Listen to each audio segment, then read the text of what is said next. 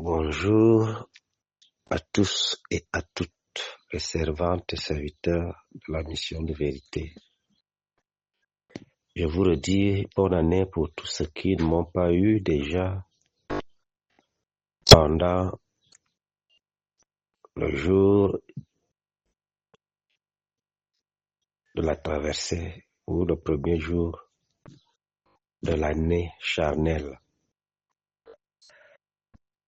Nous avons une responsabilité. Nous avons levé la main devant Dieu.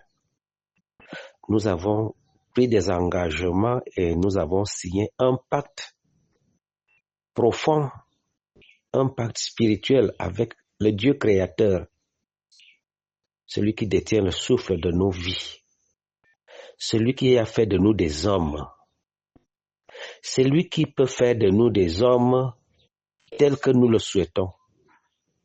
Quand je dis homme, c'est homme avec grand H.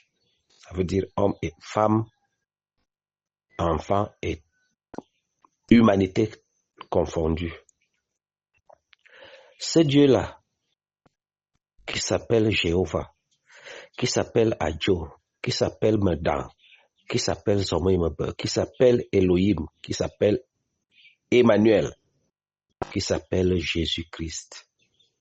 Ce Dieu qui a laissé les hommes riches, les hommes puissants, les intellectuels, les savants du monde, mais qui nous a choisis et qui a fait de nous son peuple, ses enfants bien-aimés, ses serviteurs, et a accepté faire une alliance avec nous et a pris une portion de son existence.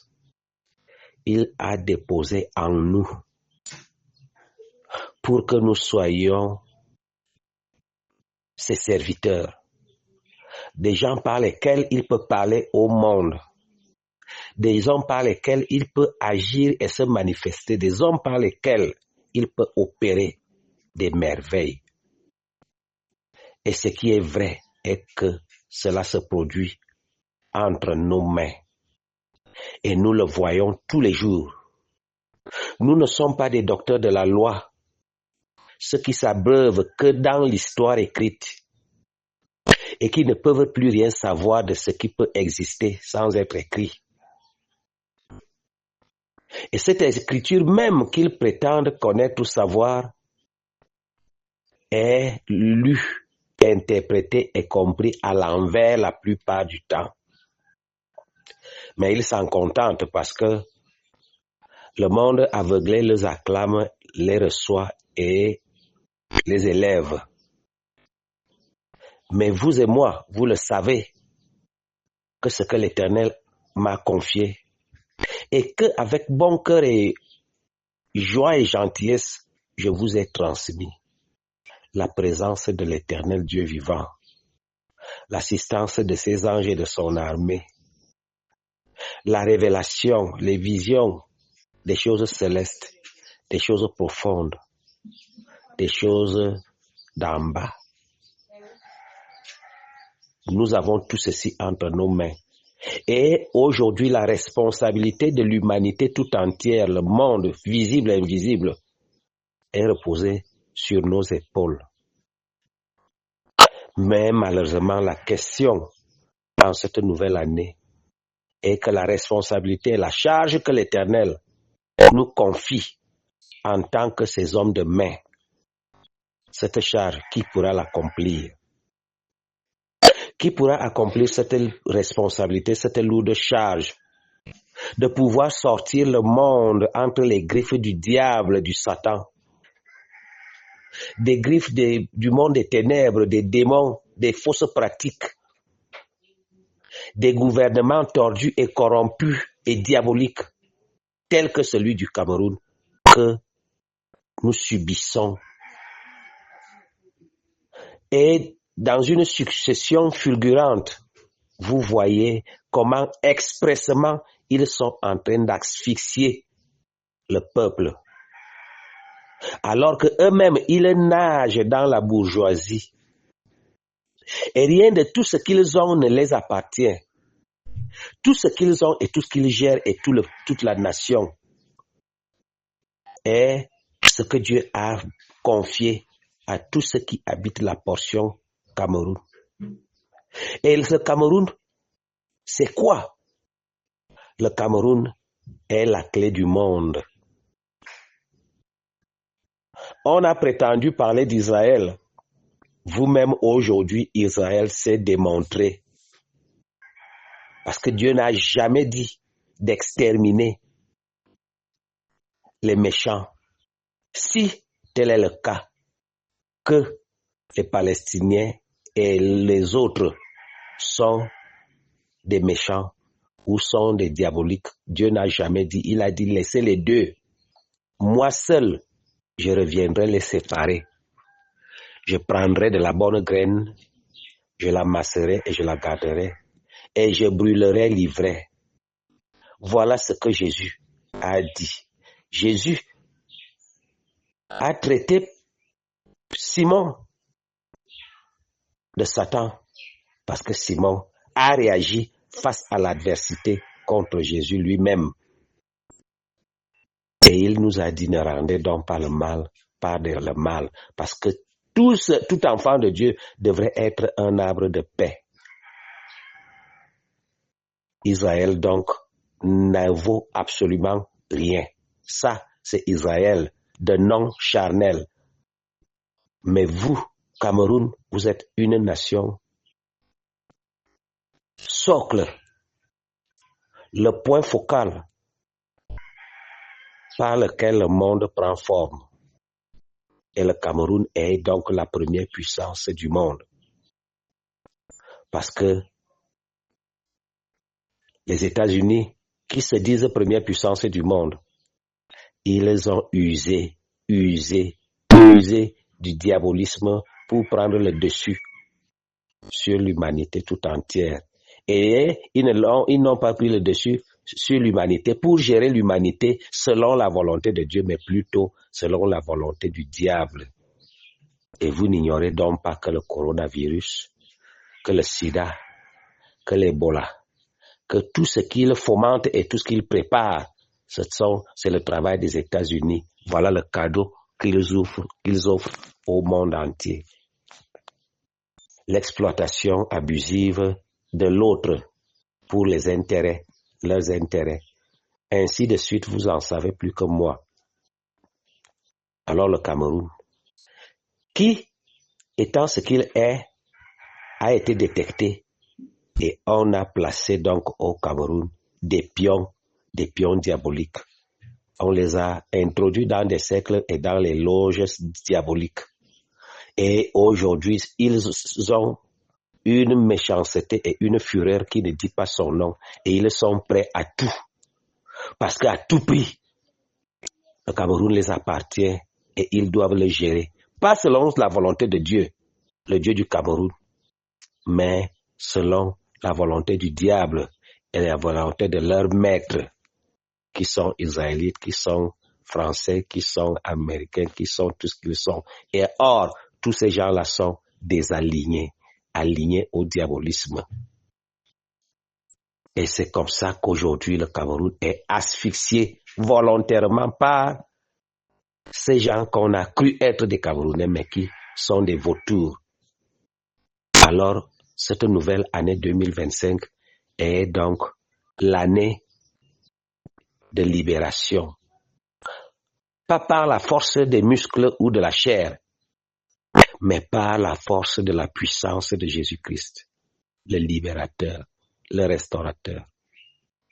Et ce travail qui doit donc s'abattre tel qu'il nous a dit de faire une tournée et d'être pleinement dans la prière pour notre pays, je me demande avec qui nous allons accomplir ce travail et cette mission. Si les serviteurs, les servantes, je n'aime pas utiliser les soi-disant, s'ils sont encore jaloux, s'ils sont encore méchants, s'ils sont encore avares, s'ils sont encore des hommes de trahison, s'ils aiment encore tellement le bien et le matériel et la chair, Parce que dès qu'un petit problème est au milieu de deux serviteurs, si c'est un problème d'argent, si c'est un petit problème de tel a fait ceci à mon frère de famille, il se pourrait que la famille charnelle est encore plus importante que la famille spirituelle. Dès qu'un petit problème de femme ou un petit problème d'homme arrive entre deux servantes, elles ont déjà oublié la fraternité spirituelle. Maintenant, tout est en dégueulasse. Du milieu de nous, il n'y a pas encore l'entente, l'harmonie, la paix, la joie, la connexion spirituelle, la connexion des cœurs, pour que nous puissions être donc, nous, les agents de l'Éternel, qui doivent libérer les peuples, qui doivent libérer le Cameroun et qui doivent libérer le monde. Nos cœurs surchauffent encore et nous n'avons encore qu'assez de temps pour chercher la vie charnelle que nous connaissons bien éphémère et surtout que nous ne pouvons pas gagner si la main de Dieu n'est pas sur nous. Au lieu donc de chercher d'abord son royaume et sa justice, celle de Jésus, celle de Dieu, pour que le reste nous soit accordé par lui en abondance, nous voulons donc commencer et mettre du devant de nous les intérêts matériels charnels, la colère, la méchanceté, la peur, l'incrédulité, et ainsi de suite. Et il y a beaucoup maintenant qui ont même déjà croisé les bras parce qu'il se pourrait qu'ils ont donné un temps. Et comme ce temps-là n'aboutit pas pour atteindre les objectifs charnels, alors ils abandonnent leur cheminement spirituel. Ouais, 2025. Avec qui l'Éternel Dieu vivant va libérer le Cameroun et va libérer l'humanité tout entière. Si le Cameroun est libéré, le monde est libéré. Alors Dieu a suscité du milieu de vous, dans ce Cameroun, un envoyé qui n'est ni accepté, ni acclamé, ni reçu par les hommes du monde qui sont aveuglés. Mais vous qui avez savouré les merveilles de Dieu au travers de celui-ci, et qui a fait de vous également des serviteurs et des servantes et les membres de cette nouvelle famille que l'Éternel bâtit, qu'il appelle mon Église.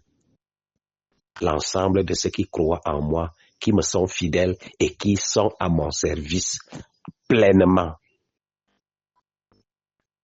Que chacun se demande donc exactement qu'est-ce que je fais. La mission est-elle vraiment la mission que j'ai acceptée?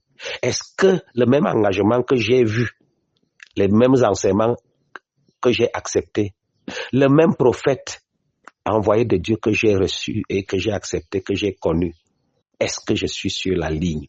Est-ce que je suis capable d'être parmi ceux-là qui doivent libérer notre pays et le monde entier?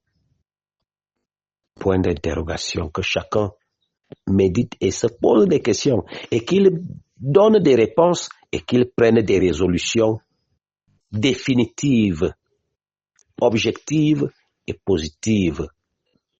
Je pense que Dieu n'a jamais utilisé quelqu'un sans le récompenser spirituellement et sans le récompenser charnellement. Je voudrais encore dire bonne année à tous parce que voici que le mois de janvier va déjà à son milieu.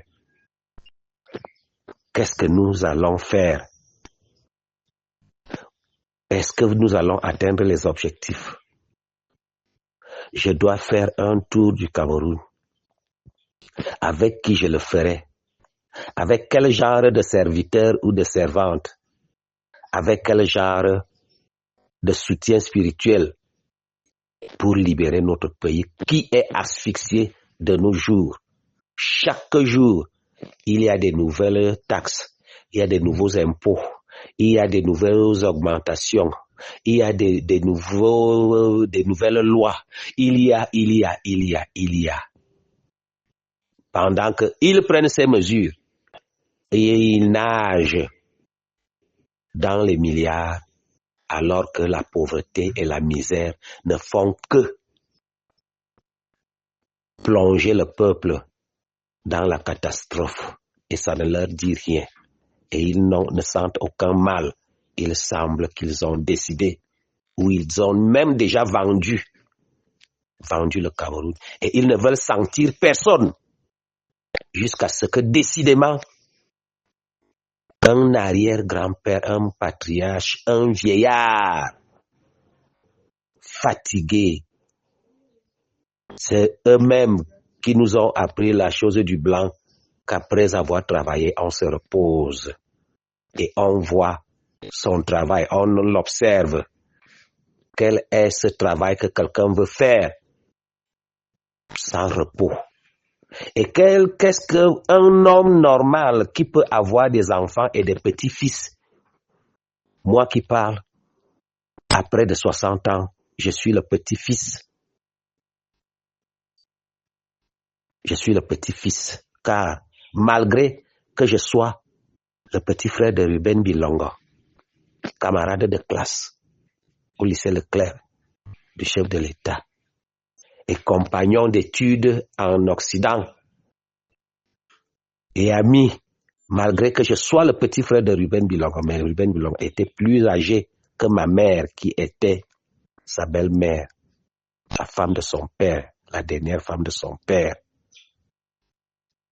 Ruben Bilongo était né en 1933, pendant que ma mère était née en 1949. Je suis donc le petit-fils de Ruben Bilongo. Et si déjà à mon âge, je vois déjà que j'ai des petits-fils, ça fait combien de générations? Alors, ils sont aveuglés. Et comme c'est eux qui ont la force du fusil, alors il se pourrait donc, ils sont seuls, ceux qui savent voir, ceux qui savent entendre, ceux qui savent réfléchir et ceux qui savent décider. Mais je dis non, non, non. Je ne fais pas de politique, mais je suis un visionnaire. Je suis quelqu'un, si on a fait des enfants, on a fait des petits-fils, on a fait des arrière-petits-fils, jusqu'aux arrière-arrière-petits-fils. On a vu toutes ces générations. Et si parmi tout ce monde-là, des petits frères aux arrière-arrière-petits-fils, il n'y a personne qui soit capable de venir prendre le relais du travail que nous avons abattu, ça veut dire que nous avons échoué et que nous n'avons pas bien travaillé. Soyons clairs, soyons objectifs. Les autres parlent, peut-être parce qu'ils sont dans des confessions et dans des congrégations et autres. Mais moi, je n'ai rien à foutre avec tout ceci. J'ai dit, si on veut me dire que lui, il a bien travaillé, mais moi, je me dis que tout son entourage est vraiment pourri parce qu'il n'arrive pas à dire la vérité. On doit être opérationnel. On doit même être participant sur tout ce qui s'organise tout autour de nous lorsque nous sommes un leader. Et si ce que nous avons demandé n'est pas bien fait, nous prenons les mesures qui s'en suivent. Et si on n'a pas pu le faire pendant qu'on avait 60, 70 ans, 50 et poussières d'années, je ne sais donc pas si à 100 ans, on aura la capacité de le faire. Alors, nous voulons libérer le Cameroun par la foi et par la prière, par la main de Dieu qui doit nous utiliser. Nous n'allons pas faire de guerre, nous n'allons pas faire de problème à qui que ce soit, mais nous allons demander, nous allons élever nos voix pour briser les murailles de Jéricho. Je vous aime tous. Que Dieu vous bénisse. Bonne année à tous les serviteurs et servantes. Voilà le message du prophète de l'Éternel, prophète Atouba. Bonne journée.